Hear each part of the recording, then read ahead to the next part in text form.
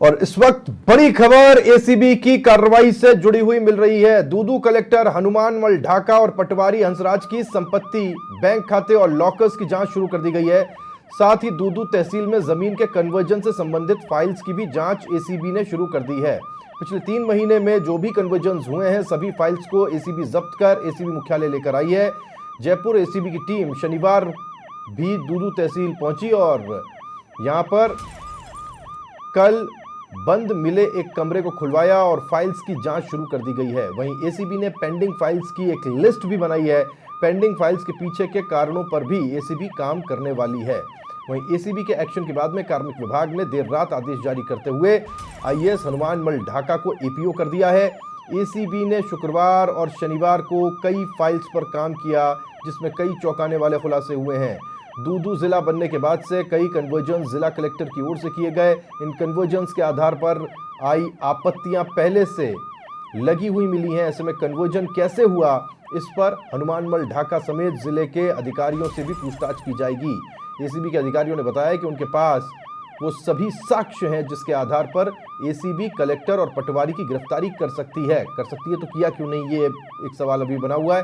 टीएलओ की ओर से की गई जांच और जुटाए गए साक्ष्यों पर परीक्षण एसीबी ने पूरा कर लिया है और इसी के आधार पर एसीबी ने ट्रैप को कंडक्ट किया था, ऐसा एसीबी का कहना है। ये एसीबी की तरफ से मुझे लगता है उन सारे सवालों के जवाब देने की कोशिश है जो समाचार प्लस की तरफ से उठाए गए थे। और एसीबी की कार्रवाई को लेकर हमने गंभीरता के साथ में कई सवाल पूछे थे कि आखिर ऐसा इसलिए क्यों, इस तरीके से क्यों किया गया, जबकि एसीबी को पता है कुछ चीजों को करने का तरीका क्या होता है। अब क्या लीपापोती हो रही है या फिर वाकई एसीबी के पास में ऐसे साक्ष्य मौजूद हैं जिसके आधार पर बड़ी कार्रवाई संभव है और गिरफ्तारी संभव है। ये वो तमाम पहलू हैं जिनके ऊपर अभी भी सवाल खड़े हुए हैं।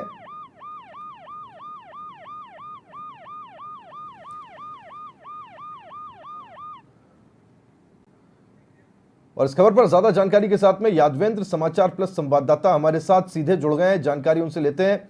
यादवेंद्र, अब एसीबी की तरफ से बहुत सारी बातें बताई जा रही हैं और जैसा मैं अभी दर्शकों से बात करते हुए कह रहा था कि ऐसा प्रतीत होता है कि समाचार प्लस ने जो सवाल खड़े किए उनका जवाब देने की कोशिश हो रही है, लेकिन सवाल अब भी वही है और बड़ा सवाल यही बना हुआ है कि क्या तरीके के साथ में इस पूरे ऑपरेशन को कंडक्ट नहीं किया गया, और दूसरा ये कि अगर उनके पास ये सारे साक्ष्य हैं जो वो दावा कर रही है एसीबी, तो फिर गिरफ्तारी क्यों नहीं हो रही।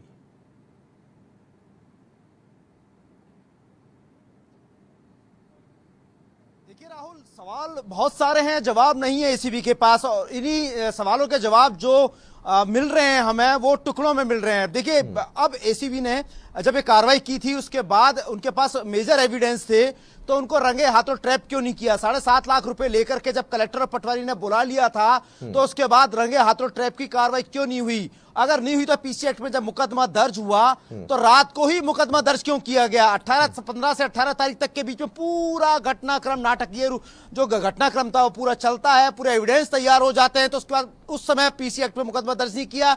और जब ट्रैप करने की पूरी प्लानिंग कर ली थी राहुल, तो उसके बाद रेड हैंडेड ट्रैप क्यों नहीं किया।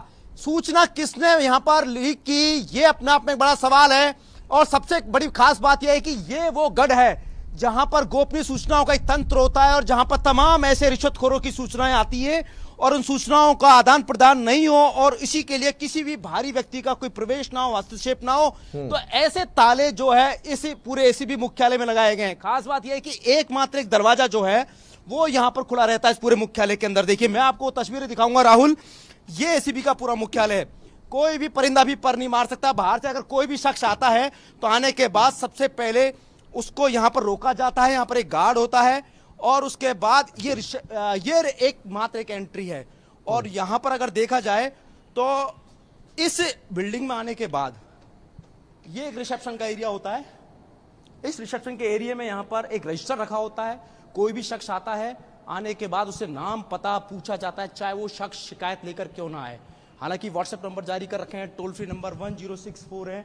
भ्रष्टाचार निरोधक राजस्थान आपका स्वागत करता है। सजग रहे, सतर्क रहे, मांगे कोई रिश्वत तो एसीबी से करे संपर्क। और यहां पर आने के बाद उसको रोका जाता है, कोई भी परिवादी आए, और उसके बाद उस रजिस्टर में यहां पर उसका नाम मेंशन कर लिया जाता है। और उसके बाद देखिए ये कहा जाता है कि कोई भी सूचना लीक नहीं होगी, जबकि जब यहां पर पहले से नाम एंट्री हो जाती है तो सूचना तो यहीं से लीक हो जाती है।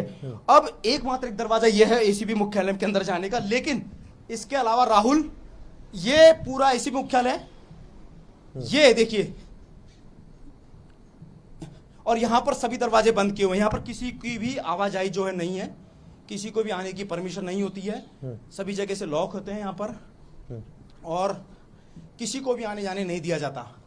तो सूचना लीक कैसे हो गई सवाल है, और ये सवाल अपने आप में बड़े खड़े कर रहे हैं कि आखिरकार सूचना लीक कैसे हो गई, एसीबी की कार्रवाई फेल्ड क्यों हो गई। जब सूचना थी, बाकायदा 7.5 लाख रुपए का बात हो चुकी थी, रिश्वत की मांग की जा चुकी थी, तो रंगे हाथों क्यों नहीं पकड़ा गया, क्या बचाया गया है।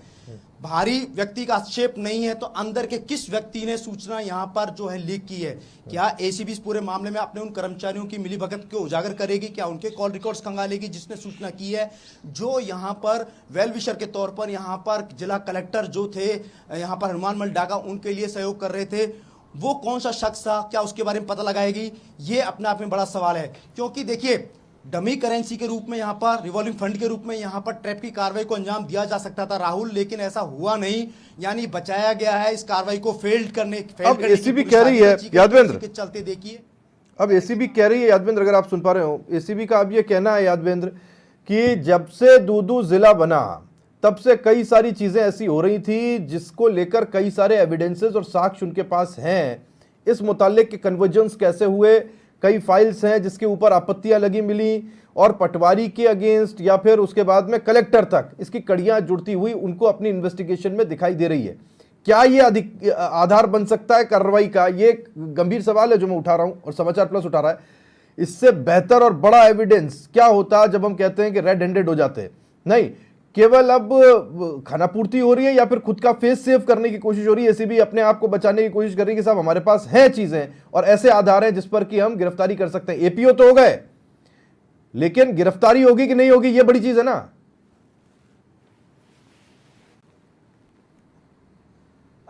देखिए, बड़ा आशापद पूरा घटनाक्रम है राहुल। ये एविडेंस तैयार जब नहीं हुए, एविडेंस तैयार किए जा रहे हैं। अब कार्रवाई फेल्ड हो गई है, उसके बाद एविडेंस तैयार किए जा रहे हैं, मोबाइल फोन जब्त किए जा रहे हैं, उन मोबाइल फोन को फॉरेंसिक लैब में भेजा गया है और यह बताया जा रहा है कि इसमें से एविडेंस नष्ट कर दिए गए हैं। जब एविडेंस नष्ट कर दिए गए हैं तो फिर 7.5 लाख रुपए लेकर के जब परिवादी को बुलाया तो उस समय क्यों नहीं पकड़ा गया, इसका पता नहीं लगा रही एसीबी। तो बिल्कुल हास्यास्पद कार्रवाई है।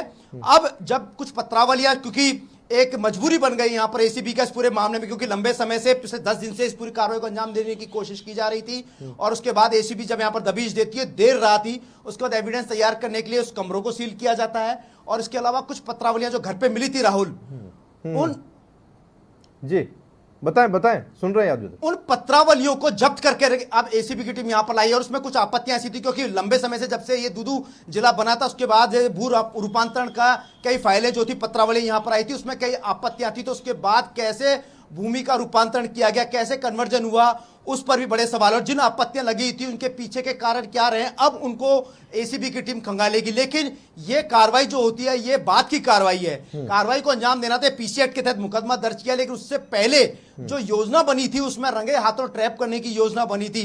तो वो सूचना की भनक कैसे उस जिला कलेक्टर को लग गई, और जानकारी जो हमें मिली है कि बताया जा रहा है कि खुद एसीबी की टीम पहले पहुंची और उसके बाद यहां पर परिवादी को भनक लग गई थी कि यहां पर जिला कलेक्टर को उसकी बात की जानकारी लग गई, यानी एसीबी की टीम यहां से रवाना होती है उससे पहले जिला कलेक्टर को पता चल जाता है। ये कैसे होता है, कैसे हुआ, ये सवाल है। और अब उन सवालों के जवाब क्या एसीबी देगी, ये अपने आप में बड़ा सवाल है। लेकिन एक सबसे बड़ा सवाल यहां पर अभी भी यह है कि क्योंकि जो एविडेंस नष्ट होने की बात कर रही है, फॉरेंसिक लैब में जो मोबाइल फोन भेजे जाने उसके बाद सारी चीजें निकल करके सामने। यादवेंद्र मैं आपके पास में आता हूं, यादवेंद्र मैं आपके पास में आता हूं, थोड़ी सी जानकारी मैं अपने दर्शकों को यह दे दूं कि आप जब एसीबी का ये पूरा दफ्तर दिखा रहे थे, प्रेमाइसेस दिखा रहे थे, दरवाजे दिखा रहे थे, इसके पीछे का कारण क्या था?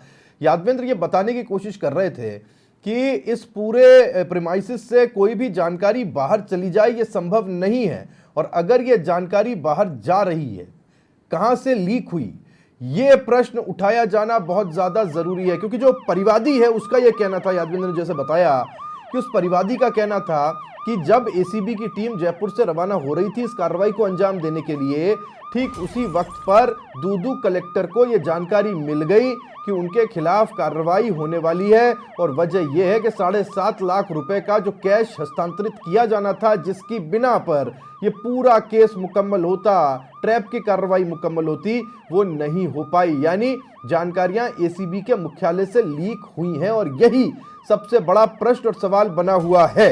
यादवेंद्र, अब मैं इस सवाल के साथ आपके पास में आ रहा हूं। एसीबी न सिर्फ अपने आप को घिरा पा रही है, बल्कि अब वो रास्ते ढूंढ रही है, कोने ढूंढ रही है कि कैसे इस पूरे मामले से एस्केप हो, बाहर निकले।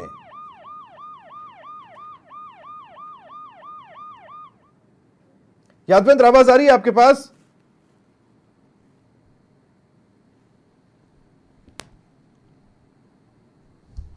यादवेंद्र, सुन पा रहे हैं आप?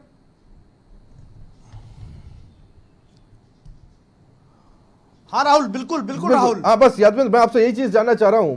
अभी मैं अपने दर्शकों को समझा रहा था कि आपने क्यों ये पूरा प्रीमाइसेस, दरवाजे, खिड़कियां दिखाए। इसके पीछे का कारण यह है कि यहां से जानकारी लीक हुई और वो लीक जानकारी ऐसी जगह पहुंची जहां पर कार्रवाई होने वाली थी। अब एसीबी चूंकि ये बात जानती है, ऐसा लगता है कि एसीबी को पता है कि जानकारी लीक हुई है। वजह यह है कि अब वो फेस सेविंग में है, वो एस्केप डोर ढूंढ रहे हैं कि कैसे हम इससे बाहर निकल जाएं और हमारा फेस सेव हो जाए किसी तरीके से। गड़बड़ कैसे हुई, कहां से हुई, ये भी एसीबी को जानकारी है। वो उस चीज को सुधारने से ज्यादा अपने आप को बचाने की कोशिश कर रहे हैं, अब ऐसा लग रहा है। बिल्कुल, देखिए राहुल, खुद का बचाव करने में यहाँ पर एसीबी की टीम जुटी हुई। और देखिए, पहली बार ऐसा हुआ है कि इस तरह की कार्रवाई, जब जिला कलेक्टर के खिलाफ आप इतनी बड़ी कार्रवाई को अंजाम दे रहे हैं, पूरी योजना तैयार हो चुकी है, रुपए लेने देने तक की सारी चीज हो चुकी है, तो उसके बाद इतनी लापरवाही क्यों की गई, क्यों इतना समय दिया गया?